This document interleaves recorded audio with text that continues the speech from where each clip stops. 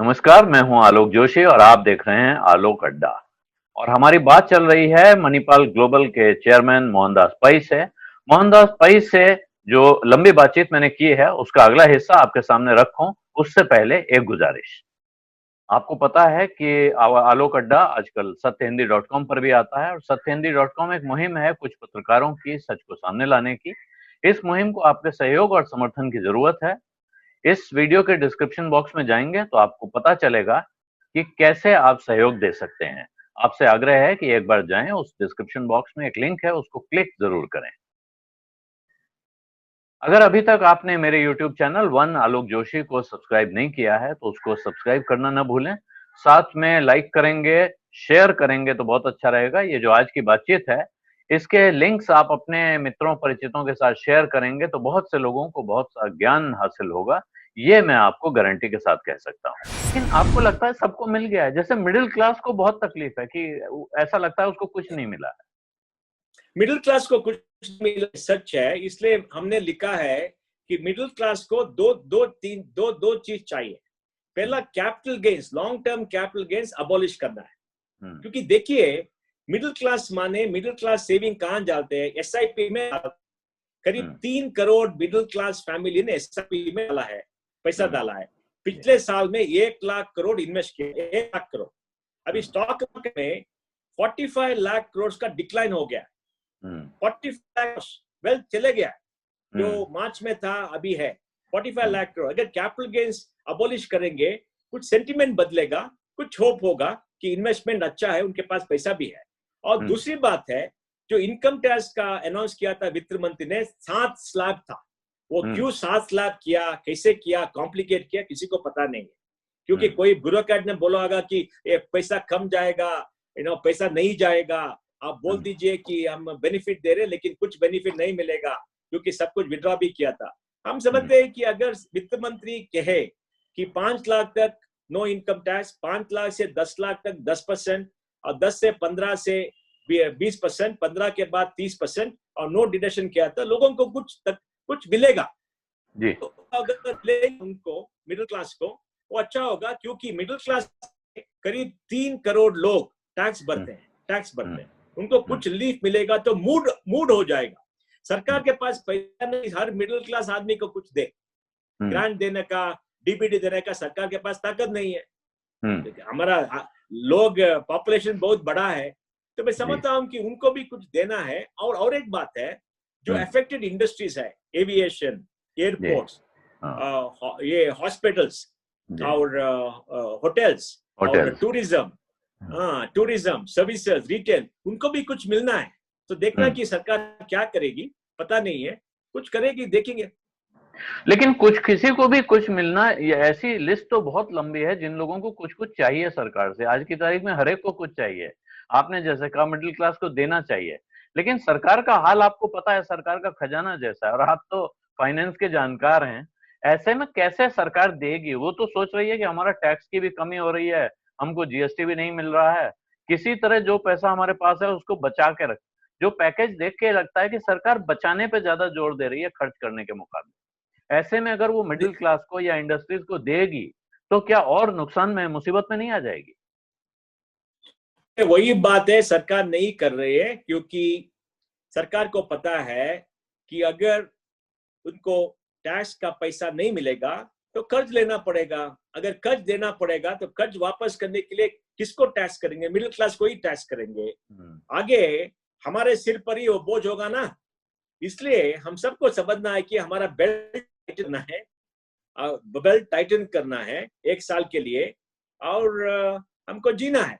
अगर सरकार से मांगेंगे ये देना वो देना, कुछ तो देना है, क्योंकि मूड जरा खराब है, मूड इंप्रूव करना है, कुछ तो देना है। लोगों को कहना है कि सरकार आपका भी हित कर रहे हैं, ये तो उनको समझना है ना, क्योंकि ये सब टैक्स पेयर्स है। तो कुछ भी मोरल कम हो गया है क्योंकि इकोनॉमी ठीक नहीं है, और मार्केट इन्वेस्टमेंट भी, उनका जो वेल्थ था, वेल्थ भी बहुत कुछ गायब हो गया है।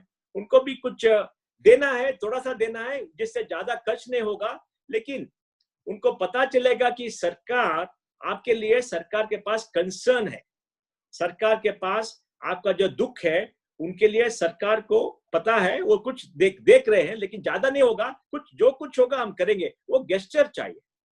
जी, तो मतलब एक इशारा चाहिए, भावना चाहिए, इशारा चाहिए। लोगों को लगे कि सरकार हमारे बारे में सोच रही है, भले हाँ, खास सोच कुछ रही निकले है। नहीं, जेब से न निकले, हाँ, लेकिन क्योंकि हाथ लग जाए। मिडिल क्लास को एनडीए 1 में हम्म, पहले 3 साल कुछ नहीं मिला। जो लोग ज्यादा पैसा कर, उनको ज्यादा खर्च देना पड़ा, ज्यादा टैक्स डालना है, टैक्स डाल दिया है। थोड़ा कुछ छोटा छोटा किया क्योंकि इम्पैक्ट नहीं था। हाँ, इन्फ्लेशन कम हो गया है, वो तो बहुत अच्छा था। यूपीए में इन्फ्लेशन बहुत ज्यादा था और लोगों का सेविंग सभी चले गया। लेकिन लोगों को वेल्थ इम्पैक्ट माने कि उनको पता चलना है कि देखो, मेरा घर का वैल्यू है वो ऊपर जा रहा है। पिछले 5 साल में किसी का घर का वैल्यू ज्यादा नहीं हुआ। मेरा जी, स्टॉक मार्केट का इन्वेस्टमेंट हो रहा है, वो तो हुआ, लेकिन अभी सब तो उनका मूड भी चाहिए। लेकिन लेकिन ये तो है बिहेवियरल इकोनॉमिक्स। लोगों को अच्छा अच्छा अच्छा सोचना है, ठीक है ना? तो उनको कहना है कि सरकार हमारी देखभाल भी कर रही है, कुछ देना है उनको। जी, तो उनको लगना चाहिए कि कुछ हमारे लिए हो रहा है। लेकिन एक दूसरी बड़ी कैटेगरी, और इस वक्त सबसे बड़ी मेरा ख्याल है चिंता, आप भी सोच रहे होंगे उन्हीं के बारे में, ये जो माइग्रेंट लेबर्स हैं, जो अभी कहा गया कि लेबर एक्सपोर्टिंग स्टेट्स और लेबर इंपोर्टिंग स्टेट्स के बीच में और बड़ा अब तो झगड़ा खड़ा हो गया है। उत्तर प्रदेश के मुख्यमंत्री ने तो माइग्रेशन कमीशन बना दिया है। उनका कहना है आगे से जिस स्टेट में भी हमारे लेबर जाएंगे वो हमसे परमिशन लेकर जाएंगे। इस क्राइसिस को आप कैसे देख रहे हैं? ये जो आदमी इतना परेशान होकर, डेस्परेट होकर, बड़ा शहर छोड़कर 1500 किलोमीटर पैदल चल के गया है, आपको लगता है ये लौट कर आएगा?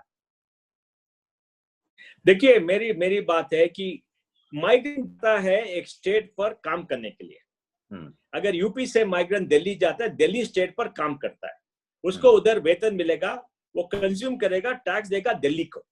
हम्म, जब लॉकडाउन हुआ, किसकी जिम्मेदारी है कि माइग्रेंट्स को देखभाल करें? हम्म, केजरीवाल की जिम्मेदारी है, वो तो चीफ मिनिस्टर है। उन्होंने कुछ हम्म, नहीं किया, उनको हम्म, खाना नहीं दिया, उनसे बात भी नहीं किया, शेल्टर नहीं दिया, कुछ भी नहीं किया, बसों में डाल के भगा दिया।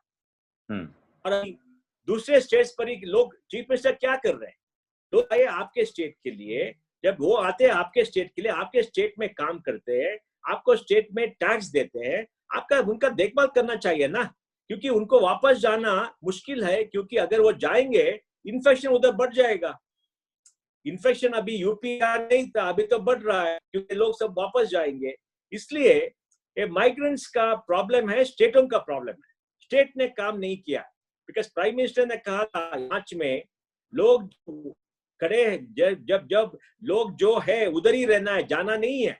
क्योंकि हम्म, अगर लॉकडाउन हो, तो लॉकडाउन माने का क्या है, वापस नहीं, किसी और जगह नहीं जाना है, क्योंकि इन्फेक्शन ज्यादा होगा। तो मैं कहता हूं कि जो स्टेट्स में माइग्रेंट्स आए थे, उनका फेलियर है, एक केजरीवाल का फेलियर है, यूपी का, ये महाराष्ट्र का फेलियर है, ये तो हम्म, कर्नाटक में कुछ फेलियर हुआ है, तेलंगाना में कुछ फेलियर। लेकिन आप देखेंगे तो लोग कहां से वापस जा रहे हैं? मुंबई से जा रहे हैं हम्म, और दिल्ली से जा रहे हैं, बेंगलुरु से ज्यादा नहीं है, कम है। हम्म, क्योंकि हम्म, बेंगलुरु में चीफ मिनिस्टर ने उनको खाने के लिए कुछ बंदोबस्त किया है।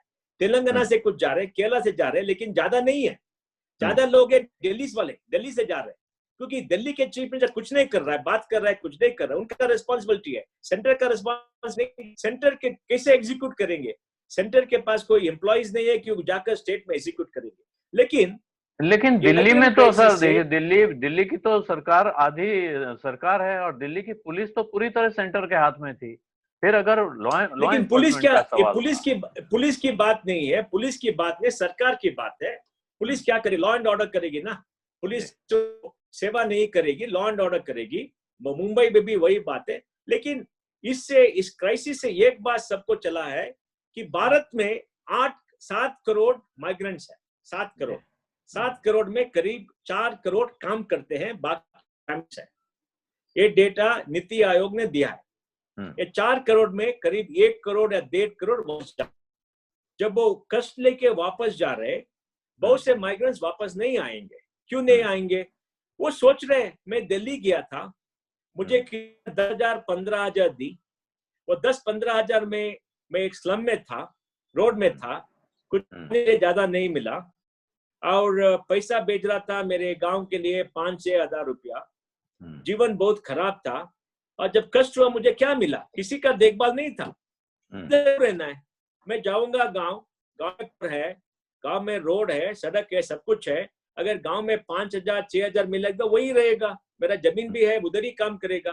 वो सोच रहे हैं।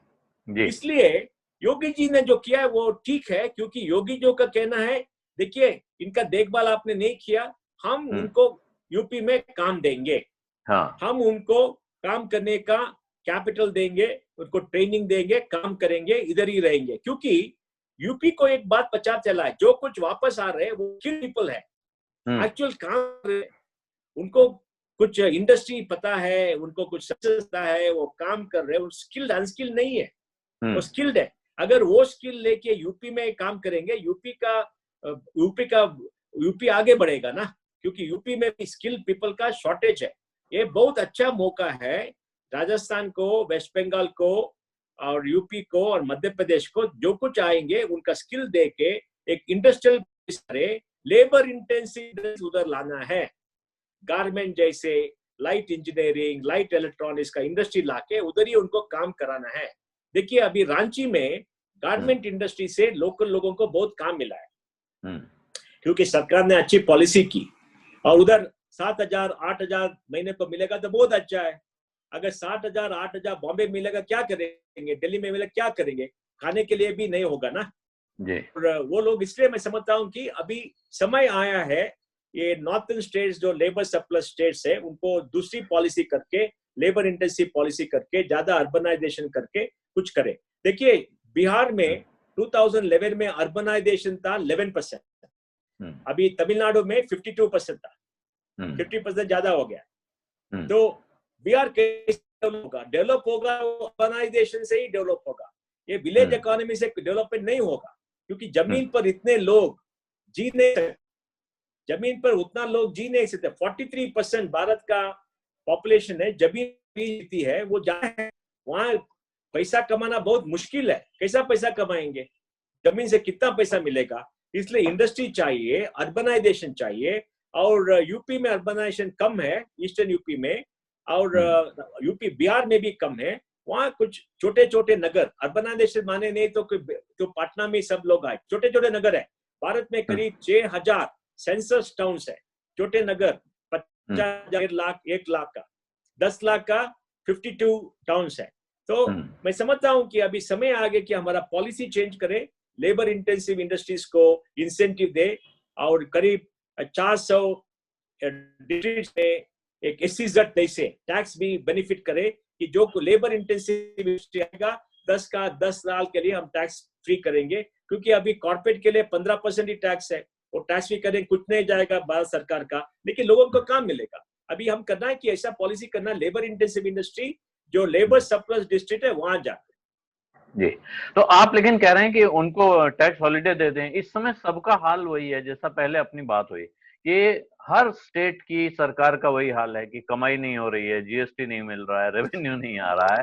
ऐसे में वो किसी को भी रिलीफ देने की, छूट देने की तो सोच भी नहीं सकते। नहीं भैया, रिलीफ देना, रिलीफ सबको मिलेगा 2 साल 3 साल के बाद, ठीक है ना? पहले किसी को अंदर आने दो ना, आने के बाद वो कुछ करेगा, उसको रिलीफ मिलेगा। वो रिलीफ मिलने के 2 साल होगा। अभी आने से पहले ही आप नुकसान कर रहे हैं, उनको कह रहे कि मत आओ, कौन आएगा? देखिए चाइना का पॉलिसी क्या है, जो अमेरिका से इंडस्ट्री आता है सबको बेनिफिट दे, सब लोग आके इन्वेस्ट करते हैं।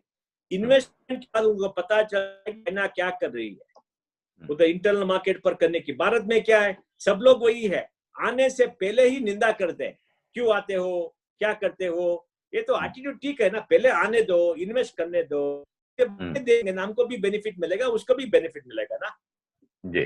तो अब आपका दूसरा सवाल, और ये आपका एक्सपर्टीज का विषय है, HR का विषय है।